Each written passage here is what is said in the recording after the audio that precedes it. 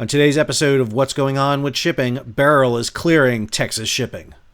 I'm your host, Al Mercogliano. Welcome to today's episode. So we've been following the track of tropical storm / Hurricane Beryl since it entered the Caribbean. It's had a big impact on shipping in the area, causing some delays and some shifting of schedules as it barrels across. It is now looking to come ashore between Corpus Christi and Houston, and that is the heart of American energy country. The Port of Houston is the largest port in the United States in terms of overall tonnage. Throw in containers, oil, bulk cargo, you name it. Houston is the biggest port, and the Port of Houston has closed along with the Port of Corpus Christi, and ships right now are evacuating out of the area waiting for Beryl to come ashore. We're going to take a look at the track of Beryl, the impact it's having on shipping, and what does this mean for you. If you're new to the channel, hey, take a moment, subscribe to the channel, and hit the bell so be alerted about new videos as they come out. So this is from the National Hurricane Center. Here you see the track of Tropical Storm Beryl right now.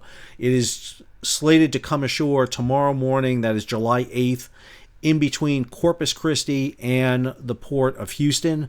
It is right now at 70-mile-an-hour winds. That's 4 miles an hour just below hurricane level.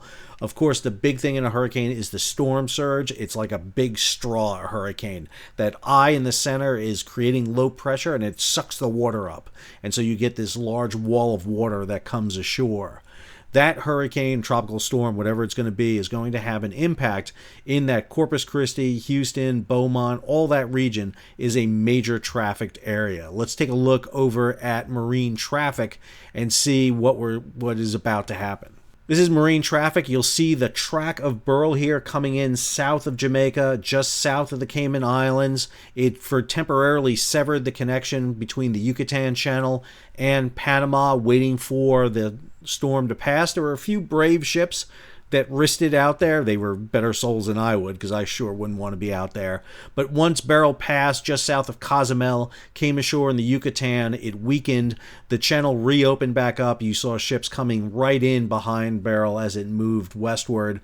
Once Beryl came back out in the Gulf of Mexico, it gained a little bit more power hitting that warm water. You can see that the ships kind of bifurcated, some coming south of Beryl's track, the others north of it, and now Beryl is barreling in right now to that region between Corpus Christi and Houston. Here is Beryl. It's slated to come ashore right between Corpus Christi and Houston. Still a few brave ships out in this area deciding to take some chances. Here's a ship, the Hyphna Lynx, sitting there. That position was as of 23 minutes ago. Ship is laden, doesn't seem to be moving much, waiting for that storm to come in. Few other ships here in the area. Lake of Freedom, in ballast, waiting to get into Corpus Christi. And then Turquoise over here, partially laden, coming out of Corpus Christi. A lot of ships are going to wait for this storm to pass and try to come in behind it. But what I want to show you here is the traffic in and around of the Port of Houston. So this is the Port of Houston. This is 7 July at almost 0900 UTC time. Houston is 5 hours ahead of UTC time, so 9 o'clock UTC, that's roughly about 4 o'clock in the morning. You'll see ships coming in. The two blue ships coming in right here are cruise ships coming in. They're coming into Galveston. You will not stop cruise ships from doing their appointed duty. They're coming into Galveston. All the red circles are anchored tankers. The green ones are cargo ships. This is the Houston Channel. Now, Houston Channel is extremely famous because of the narrow nature of the Houston Channel.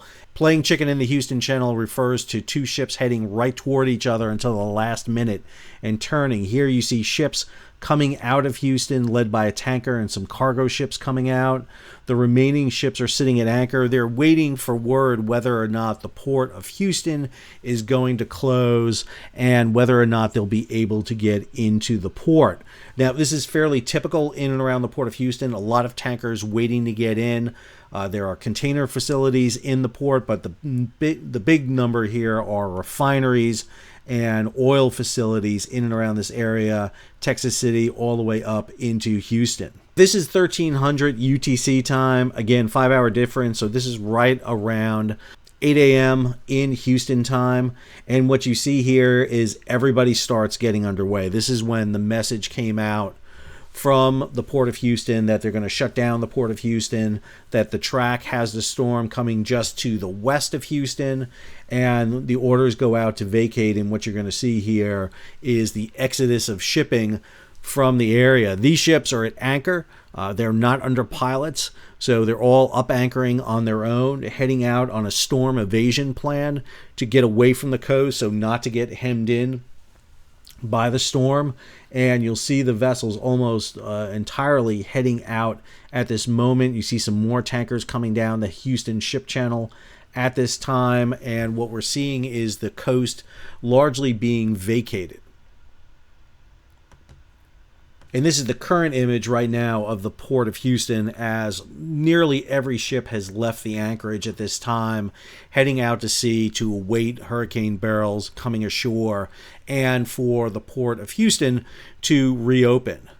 Now, this is fairly typical during hurricane season. Ships will take evasive action to get out of the way of storms. It's one of the nice things about ships is you can physically move them. So they're going to do it. What you can't remove is the oil facilities in and around the port. Facilities will shut down. They'll stop pumping. They'll shut down their facilities.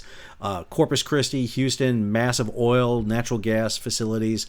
They're going to hope to have minor damage and resume pumping as quickly as they can.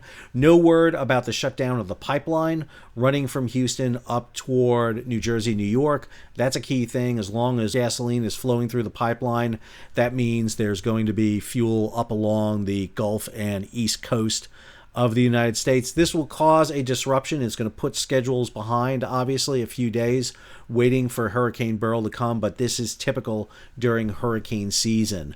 Fortunately, this storm is passing between Corpus Christi and Houston. Not obviously good for the people between Corpus Christi and Houston, and our thoughts and prayers are with everybody in between there. But in terms of shipping, this is not a direct hit on a major port. Houston is going to be on the danger side of that hurricane. It's the right side of a hurricane where the winds are coming forward, the hurricane is moving. That is more water and wind coming in. That tends to cause more damage. Ships that are in port will, double up their mooring lines. They'll batten down. They'll ride out the storm in port. It's the ones at anchor that are going to move. We'll keep you posted on this, and if any new information comes out, we'll let you know.